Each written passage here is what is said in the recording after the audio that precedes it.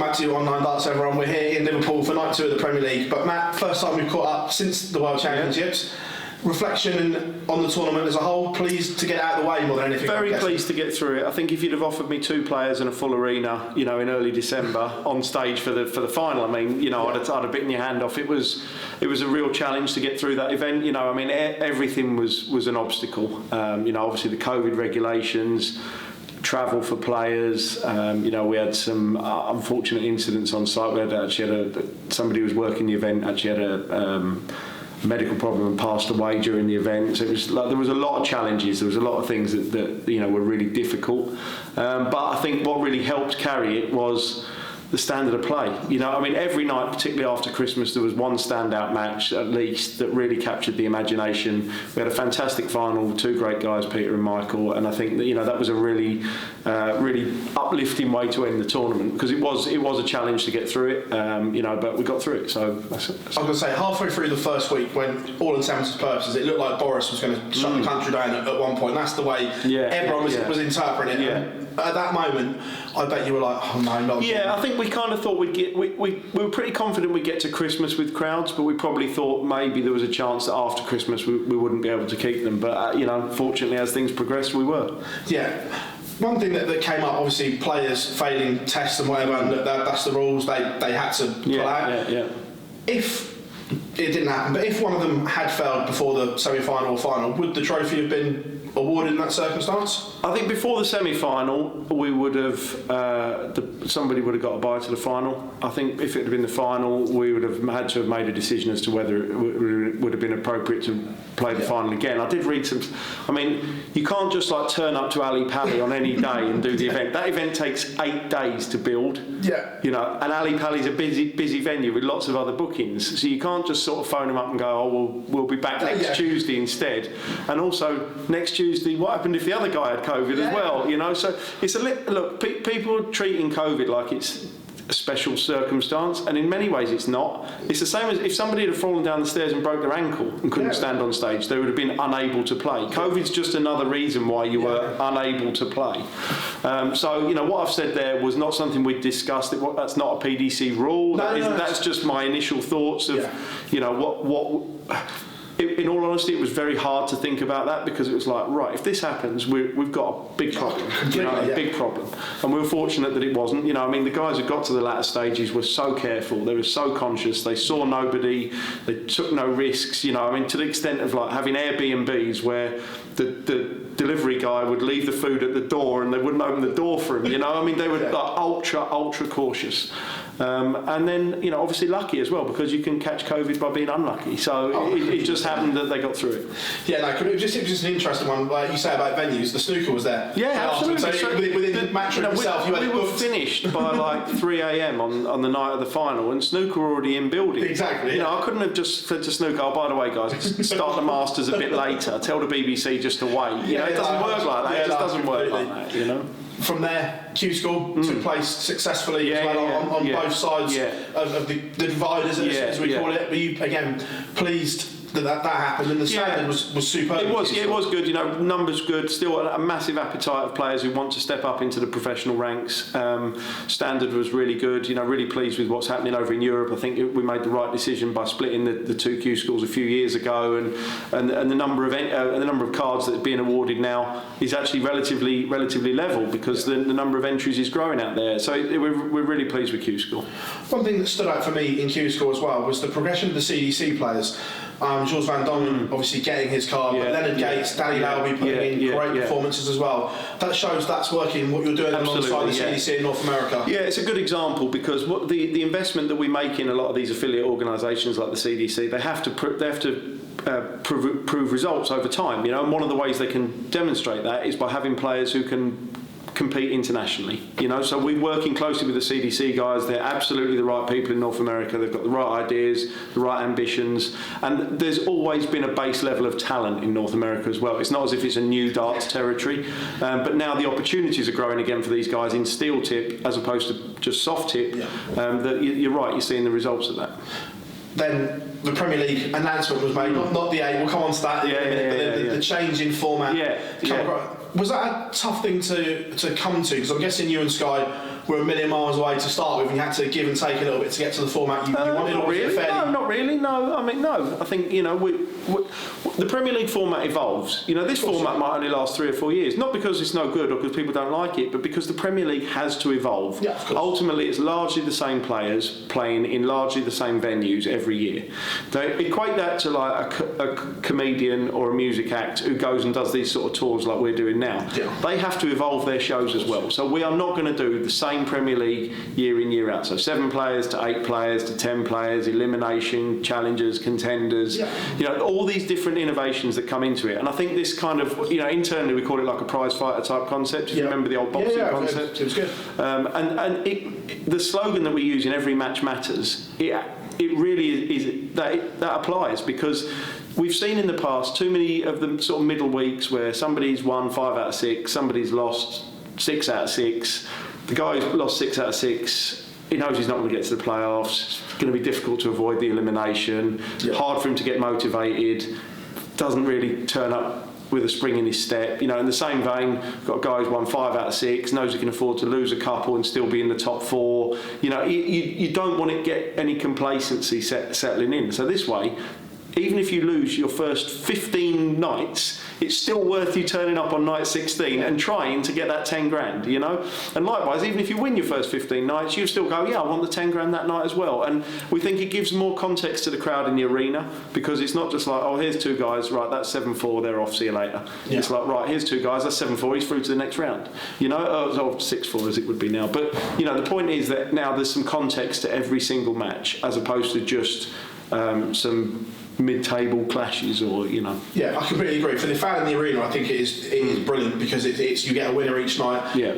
The other side to that, for the fan at home, if it were to go that way, if we saw Peter Wright and Johnny Clay contest 5 out of 6 finals in a row, could it become boring for the fan at home watching? I don't think so. I mean, look, you don't expect people to watch all 16, 17 nights. You know, people have other things to do, and you know, their interest levels in darts vary.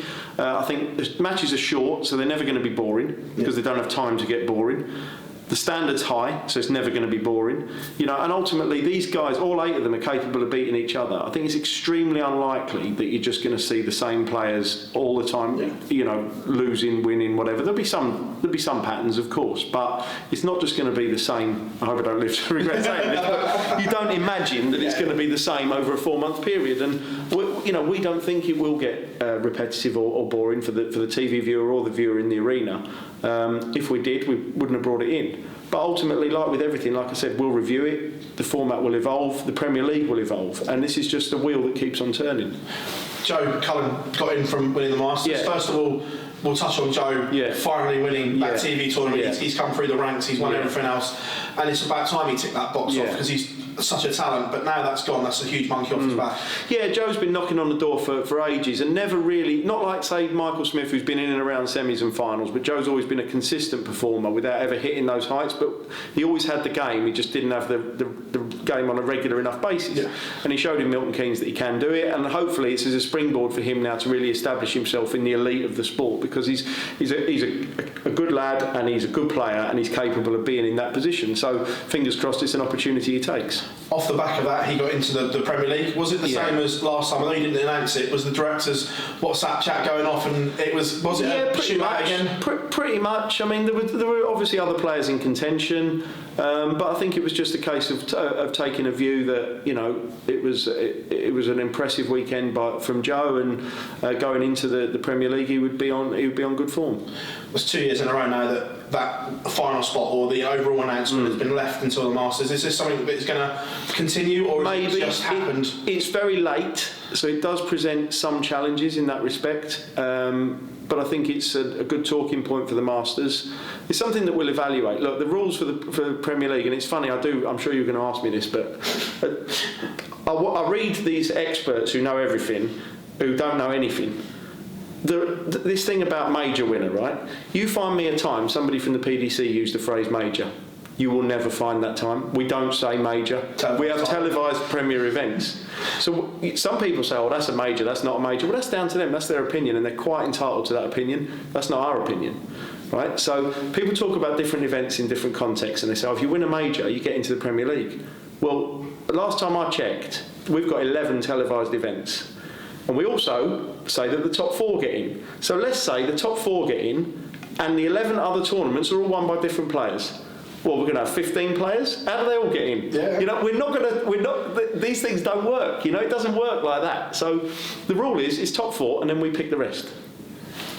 Just a couple of points off of that. So the top 4 rule still is in place. Yeah, still is in place. Again, absolutely. People are asking that because of the format restructuring, the top 4 are still in place, and they are in. Yeah, after the World Championship. Yeah. Obviously, you know what's coming off the back of this. Rob Cross. Yeah, missing I think Rob's been very unlucky. Very unlucky. You know, Rob's a class act. He's a lovely guy. We want nothing more than to see Rob Cross and every other player at the top of their game. And Rob showed a lot in the latter half of last year that he was getting back towards his best. Don't think he's quite there yet on a consistency basis, but he is delivering that A game that won him the World Championship and has won him other titles before. So Rob was very unlucky. Look, Dimitri was unlucky. Jose was unlucky. You know, ultimately, with the format changing from 10 players to 8 players, some players were going to be unlucky. If the format had gone the other way, from 8 players to 10 players, some players might have got lucky instead, you know. So I think they've just been victims of circumstances. And you know, it's unfortunate, but it's certainly not any bearing on anything that any of them have done specifically or anything like that. Was it a straight shootout between Rob and Joe for the last? No, not really. Place? No. There was, as I say, Dimitri, Jose. There were plenty of other players in contention as well. Yeah, the only reason I ask that is, does it send out maybe the wrong message to players that Joe won an unranked tournament, yet Rob won a ranked one? Does that take away some of the value of the ranked tournaments? I don't know. Premier League's not ranked, is it? No, it's not. Johnny won the Premier League. Yeah, I don't know. I mean, but like I say, Phil, right? People can interpret things in different ways, course, and I think sometimes people might have a little bit too much time on their hands, and they spend too long looking at every nuance of every detail of what he's done in the rankings, or what he's done in this tournament, or what he's done in that tournament. Sometimes you have to take a bit of a bigger picture approach to it. Yeah. You know, Joe's a new face. We were conscious that there weren't going to be any other new faces in the Premier League this year, and we like to keep it fresh. Of course. Joe's been around for a long time, never had a go, and he just won his first TV tournament. There was a lot of things conspiring in Joe's favour, and I don't think, by the way, anyone is begrudging Joe a place in the Premier League. Not at all, and rightly so. Other people would have wanted Robin, Dimmy, Jose, anyone else who's around that upper echelons of the game. You know, everyone's got their supporters, and that's fine, and that just shows that people care, and we're in favour of that. Last one on the Premier League. We spoke pre-World Championships. How close was Fallon to being selected?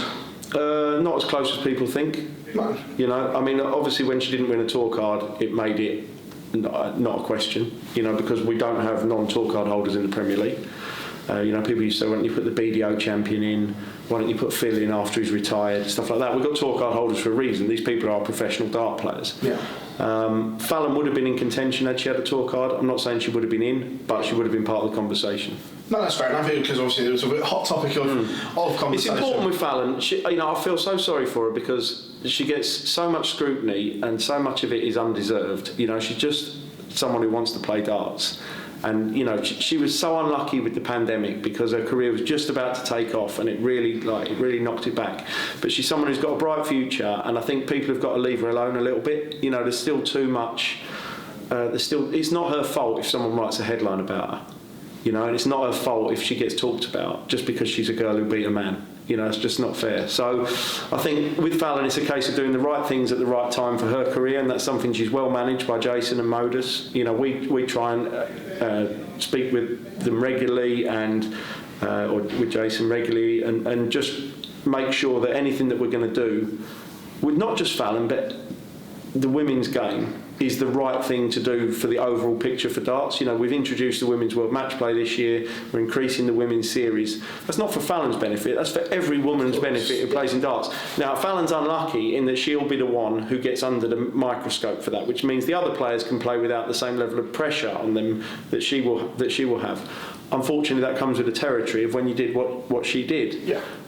So hopefully she can deal with that, and her career can carry on progressing, and hopefully the women's series and the women's match play can see more women coming through and playing better darts more regularly. Come on to the women's match play in a minute. It's just the last one on Fallon. When you actually strip her Q score back by numbers, she was up there with the very, very best. I know a lot of people don't. They just see, oh, she lost to him or she lost it. When you actually go on Dart Connect and strip it all back, right, her performances were very, very good in Q score. And again, just maybe that little bit of luck wasn't there. Yeah, I mean, that's the thing with short matches, isn't it? One missed double here and there, one breaker throw here and there, and you haven't got time to pull it back. It's the nature of the sport. Big announcement from the PDC, the involvement of the ladies' game, and a real breakthrough moment. And I'm not being horrible to Barry here, but I sense you and Eddie all over this, because Barry was always adamant there'd be no standalone ladies tournaments, but this is a big breakthrough moment. It is. I think this is different. This is different because although this is a standalone tournament, it's part of another tournament. So we haven't gone to hire out a venue and just put on a women's tournament over 7 days or anything like that. We don't think that it's ready for that yet. No, so this is a taster. This is it's only one session. It's only 8 players. But it's a toe in the water to see what the impact is. We are not 100% categorically not looking at having a Women's World Championship. There is no benefit to that whatsoever for us. This is about getting more women, experience about playing on stage, experience of playing in front of cameras, playing competitively against each other with something to play for more often. If the entry numbers for the women's series don't increase year on year because of the Women's World Match Play, then we're not doing something right, because why wouldn't they want to play now if there's something more to aim for? So this is all about opportunity. It's about competitiveness. It's about experience, about confidence. It's about all those things that will help women players have more opportunities to develop their careers and become part of the Pro Tour. Just on that, obviously the match play tickets went on sale for members a few days ago, prior to sale today. How was that Sunday afternoon session sold? Any indication? Yeah, I mean, I haven't looked at the numbers forensically, but we've done several hundred for it. I think we've done over 15,000 tickets in total of the 20,000. So that's great. I'm sure the event will be almost fully sold out, as it always is every year. And I think maybe there won't be the full 2,000 in because it's a Sunday afternoon, but I don't think the crowd will be dribs and drabs by any stretch. On the match play, how nice is it to be selling again? Obviously, because last year, even though we had crowd back, it was a rollover of tickets. Yeah, it's so honestly, it is. I'm not asking you to play a tiny violin. It's such hard work. So I don't want to do any more socially distanced floor plans or reduced capacities, or they can keep their tickets and they can transfer theirs and they can have refunds. Honestly, it's a nightmare. So we just want to have now the atmosphere and that the darts is famous for, and the venues that everybody loves packed to the rafters again. On the rest of the year, the Euro Tour is obviously coming back. Yeah. You must be pleased that there's only a few minimal changes to the Euro Tour calendar. There are still a couple of hangovers. The early part of the year is still going to give us some challenges. Obviously Berlin Premier League as well is another one of those. Things are a little bit slower in Germany and to a lesser extent the Netherlands.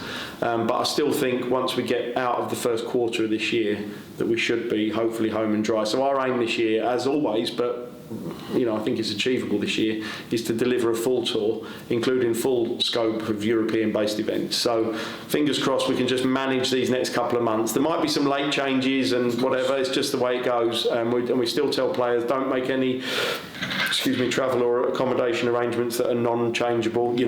Keep your options open and just be flexible, and we'll try and communicate as openly as possible. Like you said, Berlin obviously went. I know it's been rescheduled for the end, which is great. That night in Rotterdam, is there any indication yet? At the moment you're only allowed 1,250 fans, which wouldn't be very good. But there's a further update next week, we're told. So we'll wait to see what happens there, and we just have to wait for the advice. We don't really get any inside info, so let's wait and see what the Dutch government come out with. Best case scenario, goes ahead, job done. Absolutely, yeah. If worst case, have you got another date? Yeah, we'd just move it. Yeah, we'd move it if we had to. Yeah. That's good, obviously, because that's one of the questions that comes up most of all. Like in the UK, we're very lucky that all of ours look, because if it's just plain sailing now, but obviously everything around that as well. Looking forward to the rest of the year, any indication on the World Series yet? How likely that is? New York's looking good. Denmark. Australia and New Zealand, a little bit more positive now than we were a few weeks ago. I've got some calls lined up with them next week to talk about that, so hopefully some announcements soon. I think we'll look to make a decision on everything by Easter. Yeah. By then we won't look to go past them without confirming everything. You touched on that, I don't think it's been announced yet, but Copenhagen is going to come back this year, isn't it? Yeah, it went really well last year, so yeah. Any new territories that you're looking to break in this year? Yeah. Any teasers for everyone?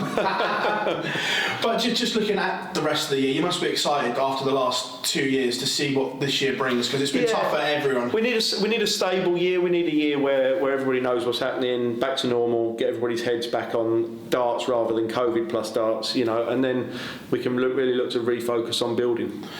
Venue changes, any potential? Obviously, fingers crossed we're going to go back to Dublin for the World Grand Prix. It's home. Any other potential changes, or are we going to see? No, I don't know. There's obviously still issues with the Civic in Wolverhampton, whether that's ready and stuff like that. So we'll turn our attention to that. But no, nothing else particularly major. No. If it's not the Civic, a potential change, or will it stay all as Leeds, you feel? I don't honestly. I haven't spoken to anybody in Wolves for a while now, so we've been busy with other stuff. So no, we'll pick up that conversation with them shortly and see where we stand with the Grand Slam. Just I meant to ask you to touch on the Ladies Series. Early indication for numbers for the first one. Are good or not, or is it rough? Yeah, it's too early. It's a bit early to tell, really. A lot of players enter late, so we'll wait till the closing date really before making any sort of judgment on that.